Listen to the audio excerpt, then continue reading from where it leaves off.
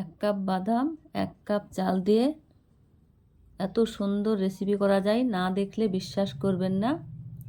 1 cup চালকে fry প্যানে দিয়ে ভেজে নেব। ভিডিওটি নোটিফিকেশন পাওয়ার জন্য বেল আইকন প্রেস করে রাখবেন। আমার চাল ভাজা হয়ে গেছে, ঢেলে নেব। ওই ফ্রাই প্যানেই বাদামটা ভেজে নেব। ভিডিওটি না টেনে পুরো ভিডিওটি দেখে নেবেন। বাদাম ভাজা হয়ে গেছে, ঢেলে নিলাম। ঢেলে খোসা ছাড়িয়ে নিয়েছি। মিক্সচারে বাদাম চাল দিয়ে গুঁড়ো করে নেব। ওর সঙ্গে 2টো এলাচ দিয়ে দিলাম। গুঁড়ো করা হয়ে গেছে।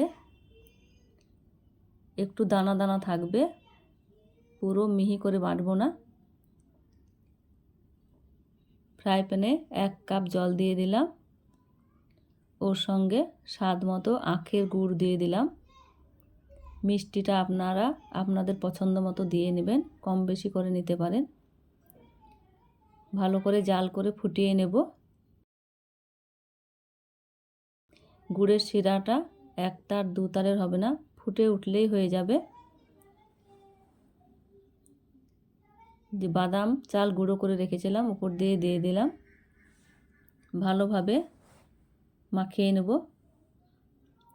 ভালোভাবে মিক্স করা হয়ে গেছে। ফ্রাই প্যানের গা ছেড়ে আসছে, তার মানে হয়ে গেছে। এবার নামিয়ে নেব। এই রেসিপিটি তৈরি করে 10 দিন রেখে খেতে পারেন। হাতে হালকা ঘি মাখিয়ে নিয়েছি। গরম অবস্থায় গোল গোল করে নেব। ঠান্ডা হলে আর গোল করা যাবে না।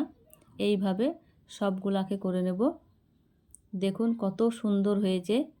আপনারা এইভাবে করে দেখতে পারেন। ভালো লাগলে পাশে থাকবেন। খেতে তো অসম্ভব মজার হয়েছে।